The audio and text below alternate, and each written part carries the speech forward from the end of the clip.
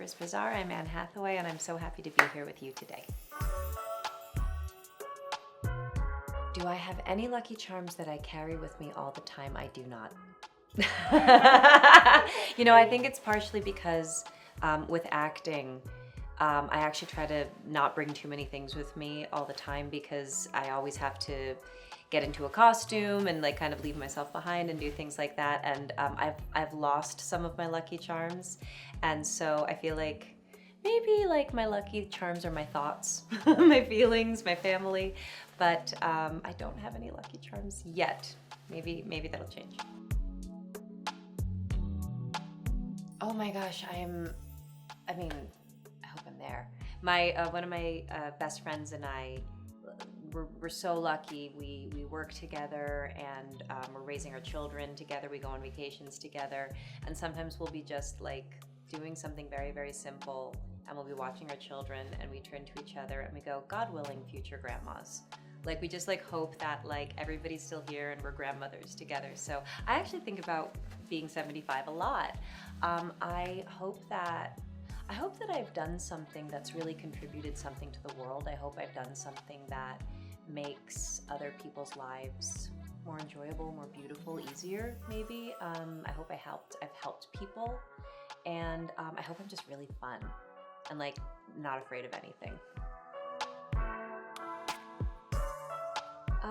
Well, I feel like I'm kind of always learning Italian.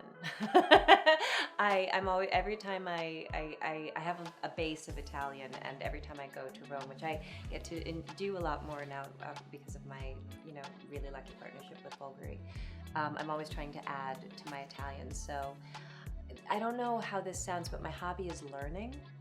And so I have a lot of things that I'm really interested in. I'm really interested in art. I'm really interested in music. Like I mentioned, I'm really interested in learning other languages. I don't do any of them very well. I feel like I have to say that. I'm not great at those things. But so I can't make being good at them my hobby. It has to be just the act of learning itself is really exciting to me. And that's one of my hobbies. And I feel like when you're really interested in learning, you're always experiencing new beginnings.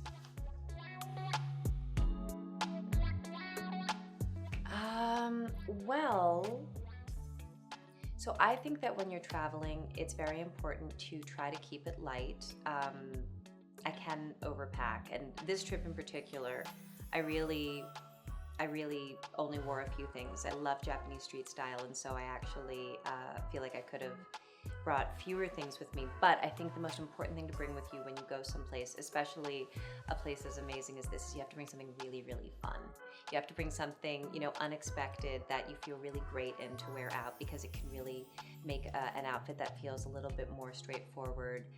It can really show your personality, and it can, especially when you come to a place like this that is so fun, it can help you just cement the feeling of the memory and make you feel really good. I'm really lucky. I have so many role models.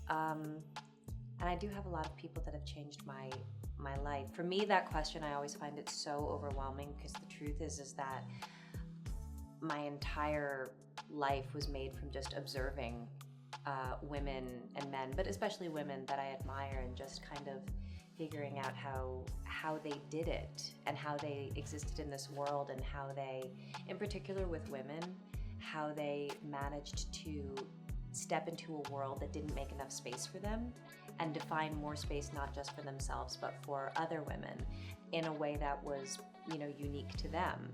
So I don't know, the first person that came to mind, maybe because of the conversation that we've been having about jewelry and the history of the brand, is Elizabeth Taylor. She was such an important person.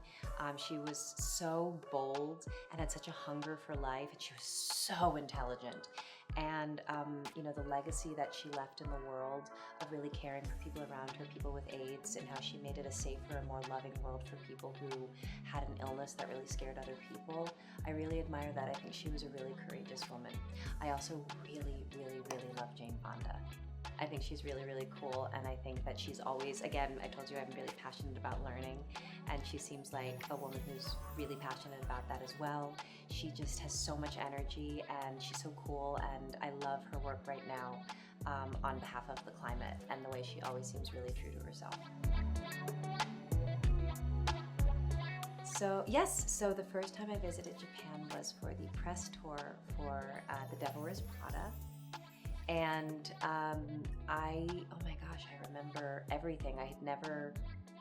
I just had never traveled like that before. I didn't know how to do anything. And so I just remember being up all night and looking out at Tokyo and trying to think. And it was kind of, it was a long time ago, so you couldn't just Google, what do I do tomorrow? So I just thought, what do I really want to do? I don't have very much time. I think I only had like 6 hours. So I was like, okay, what do I want to do? I want to go to a temple. I want to go to a vintage shop. And I want to eat izakaya. And I managed to do all 3 of those things. I went to Jimbochu yesterday. I love reading and I love books, and I got a t-shirt that said Jimbochu City, and I wore it last night out to dinner, and I think that's going to be a souvenir that I wear a lot. I might get another one. I might need to have one just in reserve because I think it just became an instant favorite. Thank you so much. Arigato.